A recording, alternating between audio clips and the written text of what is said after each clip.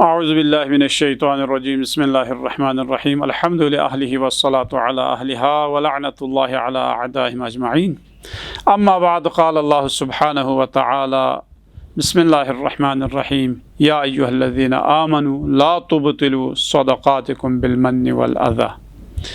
معزز ناظرین محترم، السلام علیکم ورحمۃ اللہ وبرکاتہ۔ صدقات خیرات دینے کے لیے بھی کچھ شرائط ہے۔ سب سے پہلے حلال مال میں سے دے۔ دوسری شرط یہ ہے کہ کسی پر احسان جتلانے کے لیے نہ دے، بلکہ اگر آپ نے دینا ہے تو صرف اور صرف اللہ کی رضایت کے لیے دے۔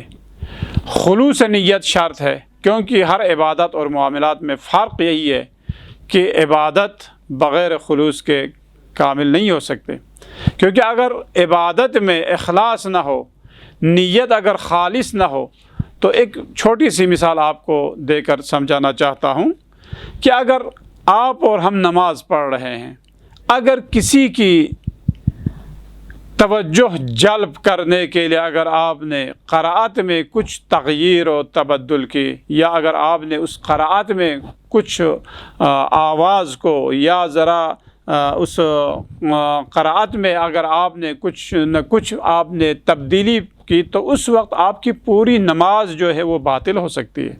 کیوں؟ اس لیے کہ آپ کی نیت میں خلل آئے۔ لہٰذا عبادت اور معاملہ میں فرق یہی ہے کہ معاملہ میں کوئی نیت خالص کی اگرچہ نیت کرے تو وہ بھی عبادت میں شامل ہو سکتے، کوئی بھی معاملات ہے وہ بھی عبادت میں شامل ہو سکتے، لیکن عبادت جو اللہ تبارک و تعالیٰ کے لیے آپ اور ہم انجام دیتے ہیں، اس میں نیت خالص شرط ہے۔ تو لہٰذا اگر آیے کریمہ کے مطابق لا تبطلوا صدقاتکم بالمن والاذی، کسی کے اوپر منت احسان جتلا کر اپنا دیا ہوا صدقہ خیرات جو ہے اسے باطل مت کرو۔ اسی لیے فرمایا کہ اس میں صدقہ خیرات دینے میں یہ شرط ہے کہ آپ خلوص نیت سے دیں، اور اگر آپ دینا چاہیں تو آپ صرف اور صرف رضایت پروردگار کے لیے دیں۔ ایسا نہ ہو اگر آپ دوسروں کے اوپر منت یا احسان جتلانے کے لیے اگر آپ دے دیں تو وہ آپ کا جو دیا ہوا مال وہ ایسا ہے جیسا آپ نے وہ پانی پھیر دیا ہے، اپنے دیے ہوئے پر آپ نے پانی پھیر دیا ہے۔ اسی لیے فرمایا کہ اگر دینا ہے تو خلوص نیت کے ساتھ دو۔ ایسا نہ ہو کہ اگر کسی کے اوپر اگر آپ نے احسان کیا ہے تو بار بار دوسروں کے سامنے اسے بیان کرتے رہے یا اشاروں کی زبان میں بیان کرتے رہے، لیکن اس سے جو ہے انسان کے جس کو آپ نے جس کی خدمت کی ہے اس کا دل دکھ جاتا ہے۔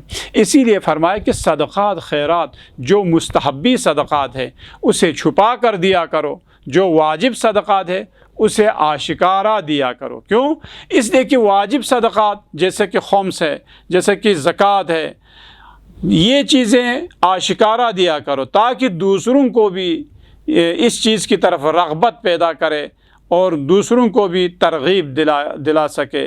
اس وجہ سے ان واجب صدقات اور واجب خیرات کو آپ علنی دیا کرو۔ یا بعض مرتبہ ایسا ہوتا ہے کہ تاکہ لوگ جو ہے لوگوں کے حسن سوء ظن اگر آپ کے اوپر ہو کہ یہ صدقہ دینے والا نہیں، یہ خمس و زکوٰۃ دینے والا نہیں، تو اس وقت آپ آشکارا دیا کرو تاکہ وہ جو سوء ظن جو ہے، جو بدگمانیاں جو ہے وہ ختم ہو جائے۔ لیکن صدقہ خیرات جو مستحبی ہے اسے جتنا آپ چھپا کر دے دے اتنا ہی اس کا ثواب زیادہ ہے۔ لہٰذا فرماتے ہیں کہ جو صدقہ چھپا کر دے گا تو اس کا 70 حسنات ہے، اور اسی طرح جو صدقہ خیرات آپ علنی دیں گے تو اس کا ثواب کم ہو جاتا ہے۔ لیکن بعض دفعہ دوسروں کو ترغیب دے کے، پہلے عرض کیا کہ دوسروں کو ترغیب دینے کے لیے آپ اسے آشکارا بھی دے دیں تو اس میں بھی ثواب زیادہ ہو سکتا ہے۔ لہٰذا اللہ تبارک و تعالیٰ کی بارگاہ میں ہماری یہی دعا ہے کہ پروردگارا ہم سب کو اپنے اپنے توان کے مطابق صدقات خیرات نکالیں، خواہ وہ علمی زکوٰۃ ہو، علمی صدقات ہو، یا مالی زکوٰۃ ہو، یا عرضی زکوٰۃ ہو، ہر ان چیزوں میں سے جو اپنے اپنے توان میں ہے ان میں سے زکوٰۃ نکالنے کی توفیق عطا فرما اور صدقہ خیرات نکالنے کی توفیق عطا فرما۔ والسلام علیکم ورحمۃ اللہ وبرکاتہ۔